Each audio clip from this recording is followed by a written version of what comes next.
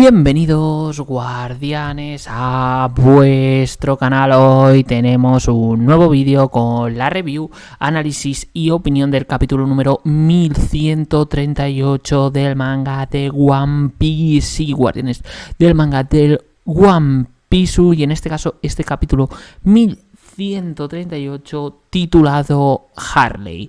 Y tras un capítulo 1137 que nos dejó con la revelación de que el comandante de los Kami no Kishinden era Shamrock Figarland, hijo del Gorosei Garlin Figarland, pues nada, en este caso veremos Oda que nos ha regalado este 1138 que tiene pinta de ser muy potente.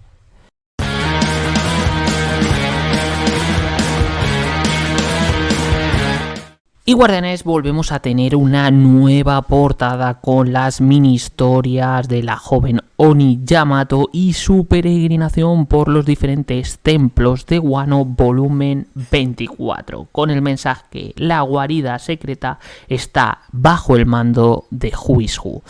A ver, creo que es interesante poder ver una pelea de Who is Who contra Yamato, aunque creo que, vamos, Yamato se lo debería bajar, guardianes, sin demasiado problema.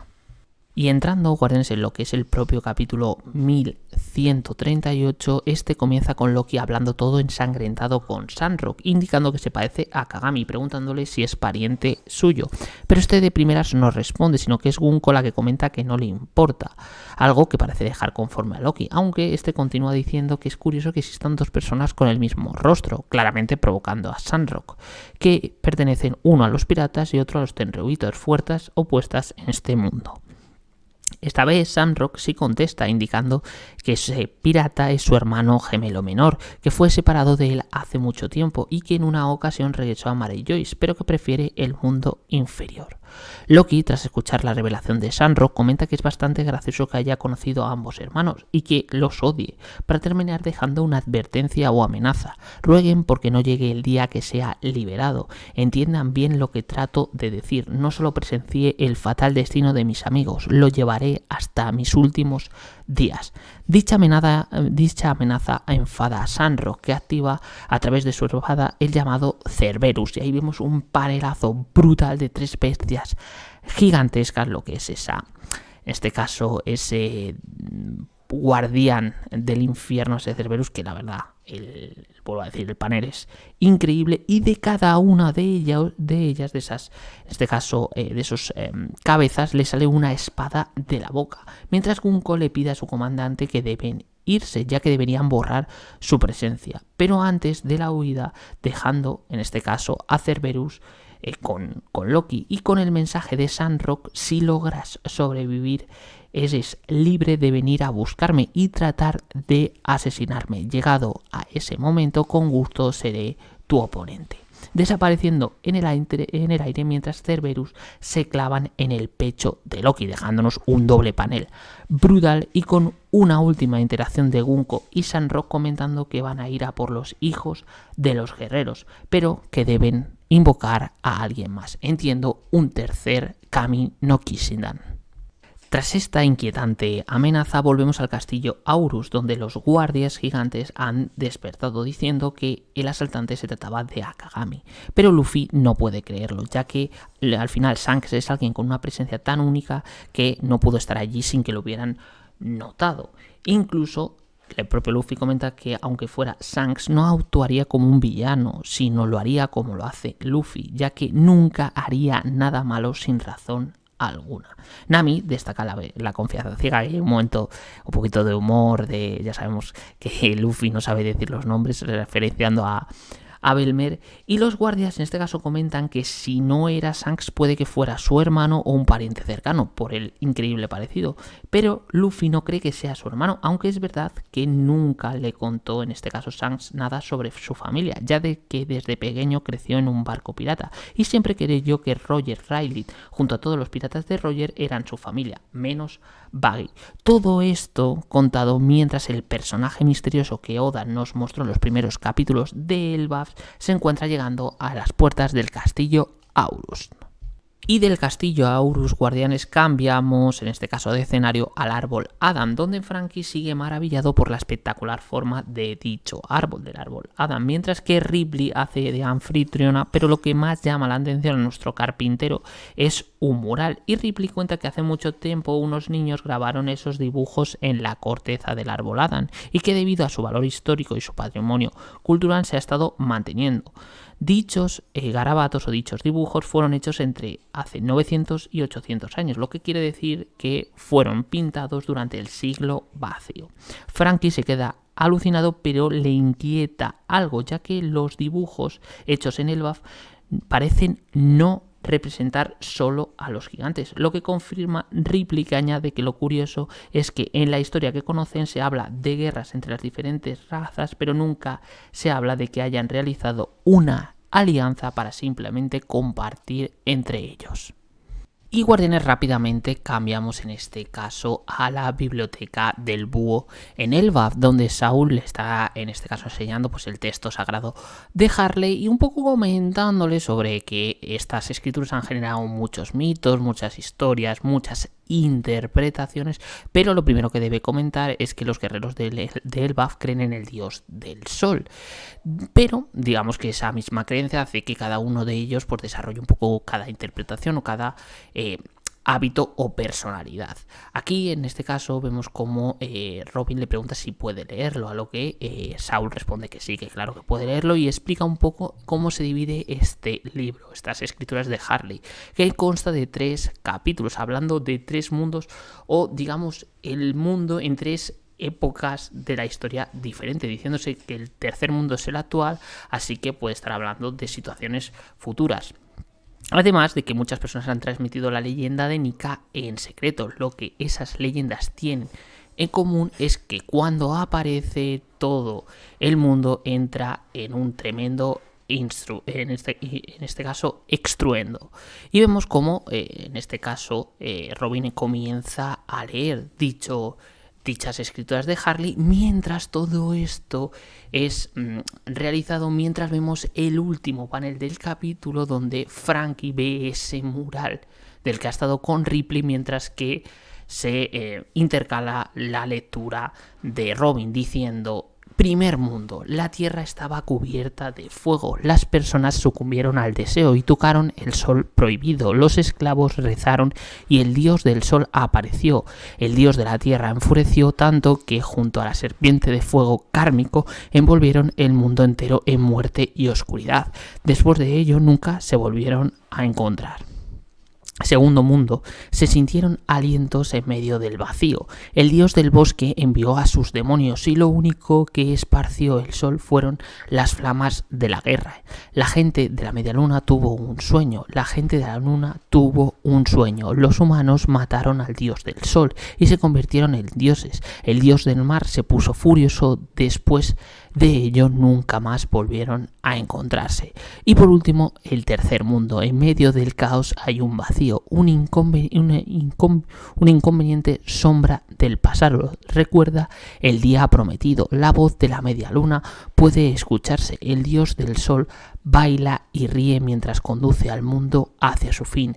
El sol regresará y traerá consigo un nuevo mañana. Después de ello, seguramente volverán a encontrarse. Acabando, Guardianes, así el capítulo con esta pedazo revelación sobre la historia de One Piece. Y bueno, Guardianes, tras haber hecho un poco resumen del capítulo en general, aquí a hablar, pues hay que entrar en el análisis de los puntos más interesantes del mismo. Pues vamos a empezar con orden, vamos a empezar por todo lo de Sandrock y Loki. Bueno, a ver, aquí se confirma de que Sandrock es el hermano gemelo de Shanks, algo que prácticamente estaba medio confirmado, es decir, todas las evidencias nos llevaban a eso. Hay gente que todavía creía que Shanks era malo, digamos, una especie de doble personalidad, pero es verdad que Oda juega con eso, pero claramente no pegaría. Creo que sería muy difícil de justificar a la hora de explicar las actitudes del personaje, aunque Oda sigue dándonos ese misterio cuando dice que por una vez regresó a Mary Joyce, aunque luego volvió a lo que en este caso Sandrock comenta que es el mundo inferior, como buen asqueroso Tenryubito que es. ¿Cuándo se produjo esa llegada a Mary Joyce? Bueno, puede ser que se refiere al momento en el que vimos esa reunión con el Gorosei, pero todo tiene pinta de que ese no era Shanks, sino que era Sandrock, pero puede ser que fuera Shanks, fuera en otro momento más joven, antes de lo que es hacer su propia banda, los piratas de Akagami. No sé, yo creo que eso... si hay en algún momento una confrontación o una reunión entre Sandrock y Shanks, creo que Oda no nos lo dará. Luego, ¿qué más cositas? Bueno, lo de Cerberus me pareció espectacular, sobre todo el diseño me parece guapísimo, lo del perro demoníaco guardián del infierno. Y lo que me parece más interesante es que, a diferencia de la presentación de Gunko del capítulo 1136, aquí no se habla de una Akuma no Mi, de una Zoan despertada, no, se habla de Cerberus tipo al estilo de lo que vimos con los miembros del Gorosei en Egghead. Por tanto, es posible que esto no provenga como tal de una Akuma no Mi. Algo se está teorizando con el Gorosei. Bueno, no está nada confirmado, entonces, bueno, eso queda un poco a la interpretación, al misterio que nos regala Oda. Pero lo dicho, el diseño está guapísimo y vamos a ver cómo Loki sale de esto, porque, hostias, después de las heridas que le han hecho, joder, si sale vivo ya habla del poder de este personaje. Y luego también el final, esa amenaza / advertencia de ir a por los hijos de los guerreros del buff, es decir, apuntando a los niños, pues en los blancos más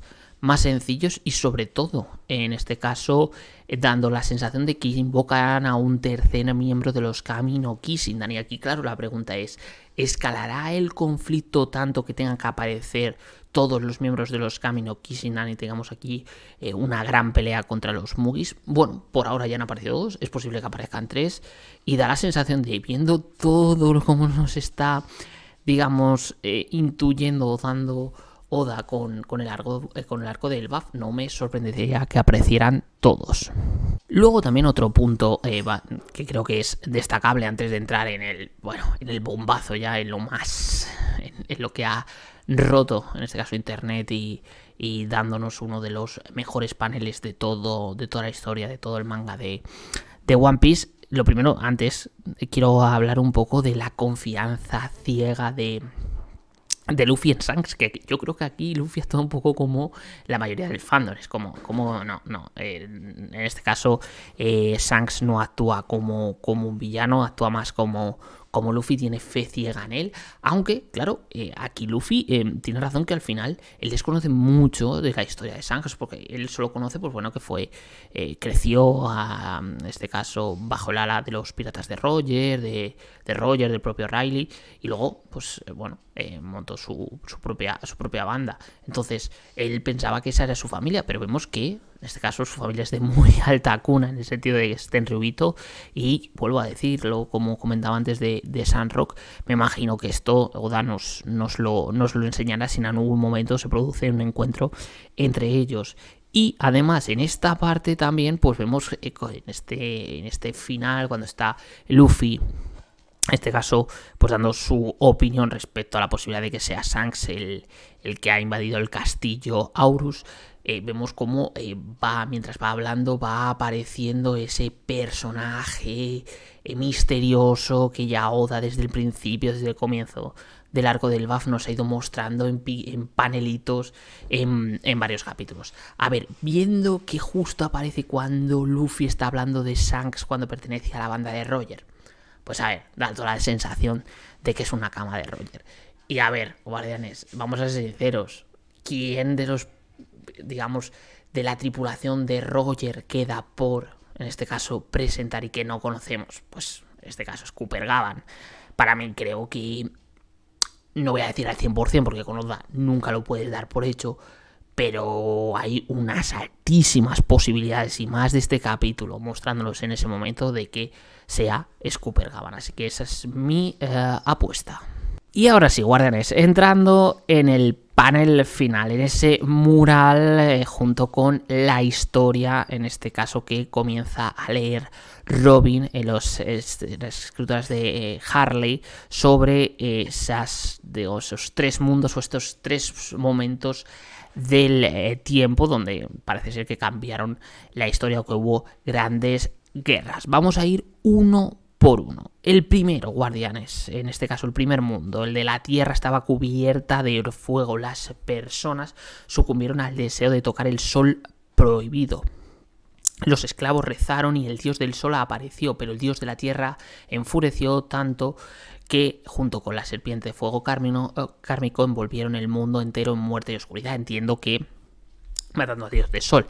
Esto, Guardianes, vamos a ser sinceros, tiene pinta de ser anterior al siglo vacío, lo que sería el primer Nika, el primer anterior a Joy Boy, anterior a Luffy, sería esta primera historia. La verdad, Guardianes, tenemos pocas referencias, la verdad, pocos indicios de lo que podría ser. A ver, en este caso, la Tierra cubierta de fuego, podrían ser algo de los Lunarian. Es que tampoco hemos visto nada demasiado importante respecto al fuego. Luego, el dios de la Tierra. Bueno, podríamos intuir algo del Redline, podría ser algún tipo de metáfora, no lo sé. La verdad es que me genera mucho misterio. La serpiente de fuego pues tiene pinta de ser como un animal mitológico, tipo los dioses marinos, pues a ese estilo, pero la verdad, Guardianes, tiene pinta de que esto, puede estar guapísimo si no lo cuentan y ser un auténtico bombazo. Además que en el panel, si os fijáis en esa parte, lo que sería el primer mundo, se ve la serpiente, se ve el dios de la Tierra y enfrentándose al primer dios del sol, vemos como unas estructuras bastante, da la sensación futuristas, es decir, es posible que todas las 2 primeros mundos sean mucho más futuristas que el actual, después de todo lo ocurrido en el siglo vacío. Luego, el segundo mundo claramente cuenta, yo creo, la historia del siglo vacío, en lo de se sintieron alientos en medio del vacío. El dios del bosque envió a sus demonios. Yo creo que el dios del bosque envió a sus demonios.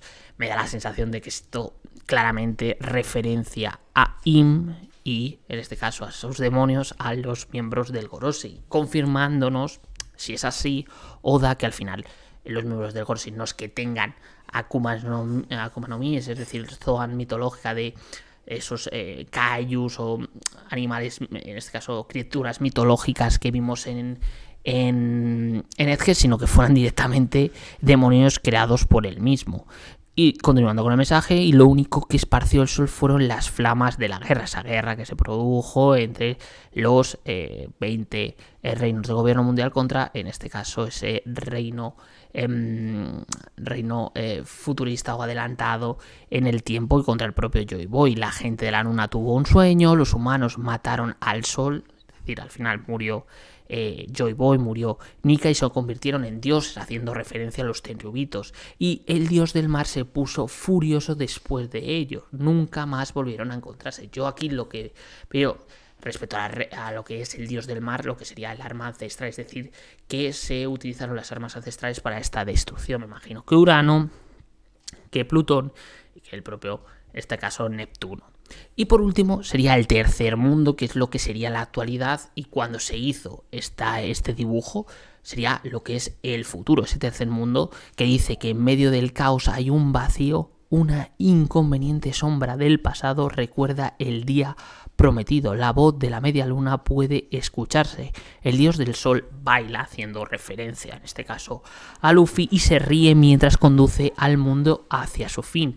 Yo aquí creo que este es un fin metafórico, ese fin del control del gobierno mundial, de los tenryubitos, esa libertad, en este caso, de este mundo. El sol regresará y traerá consigo un nuevo mañana. Después de ello, seguramente volverán a encontrarse. Y aquí, Guardianes, en esta parte del panel vemos en este caso un montón de razas, vemos como el robotito del siglo vacío, vemos Lunarians, vemos a una ballena que da la sensación que es Laboon, Minx, Tontatas, vemos también a Yojins, pues todos unidos, lo que no habíamos visto, para enfrentarse a un monstruo gigantesco que por la forma podría ser, digamos, la transformación de Im. Veremos si también a lo mejor ese monstruo que vemos con ese sol, que podría ser la Mother Flame por las llamas que hemos visto en Egghead, pudiera ser Kurohige. Es que, claro, aquí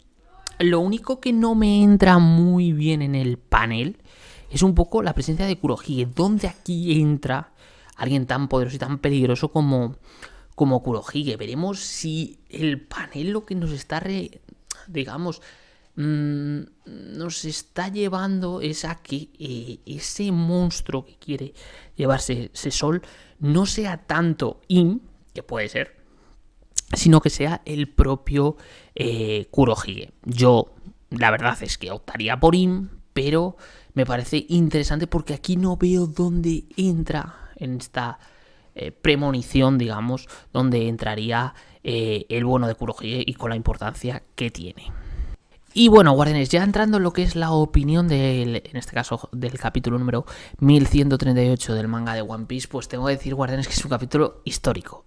Muchas veces, algunas veces se exagera diciendo, ¡guau! Histórico, con algunos momentos y algunos capítulos de One Piece.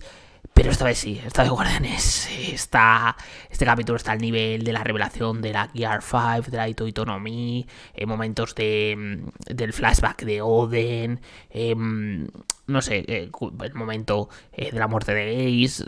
Son cosas súper icónicas y esto se va a quedar en los anales de One Piece. Es absolutamente impresionante, con uno de los mejores paneles, y nunca mejor dicho, de la historia de One Piece, en la que Oda... Es que Oda es increíble con ese panel. Es que primero el panel es una barbaridad en cuanto a dibujo, y es que te acaba de revelar Oda toda la historia de One Piece sin cortarte nada, realmente, es verdad. Es decir, es increíble cómo puedes contar, digamos, todo, entre comillas, sin realmente decir nada, a través de los dibujos y a través de esa historia, esa interpretación que hay en las escrituras sagradas de Harley. Buah, increíble. Es que es difícil de poder no quedar choqueado, no quedar anonadado por este capítulo. Y la verdad, guardianes,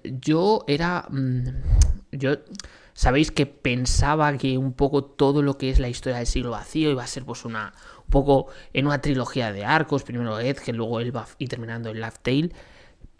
Pero, guardianes, ahora lo dudo. Es que creo que Oda nos va a contar no solo la historia del siglo vacío, sino nos va a contar toda la historia de One Piece desde ese primer mundo, esa primera guerra. Y es que ahora dudo, guardianes, de que no nos lo cuente ya directamente en Elbaf. Porque si es que estamos en los primeros capítulos, es decir, que llevamos 17, 18 capítulos del arco de Elbaf, creo, no más. Y ya te ha revelado todo esto, pues cuando se vaya adentrando y cuando empecemos a tener los flashbacks, tras un poco la lectura de Robin de esas escrituras sagradas en la biblioteca del búho de Elbaf, puede ser apoteósico. Es decir, pinta que si sigue así, Elbaf va a ser el arco más importante y el arco más potente argumentalmente de toda la historia de One Piece. Y la verdad, guardianes, estamos en un momento peak de Oda. Además, va a haber capítulo por cuarta semana, algo que hacía muchísimo tiempo que no pasaba, y es que se celebra. Si Oda está así, todos disfrutamos. Y poco más, guardianes. Por nada, si os ha gustado este análisis, review y opinión del capítulo número 1138, un capítulo histórico del manga de One Piece, pues ya sabéis, darle likecito al vídeo, suscribiros al canal para más contenido de anime, manga, ya sabéis, un poquito de todo. Y nada, en la caja de comentarios me decís qué os ha parecido el capítulo y sobre todo vuestras teorías respecto a quién puede ser los actores de esos tres mundos, en este caso que nos han revelado pues lo que parece ser toda la historia de One Piece, realmente sin contarnos nada. Y nada, nos vemos en un próximo vídeo. Chao, guardianes.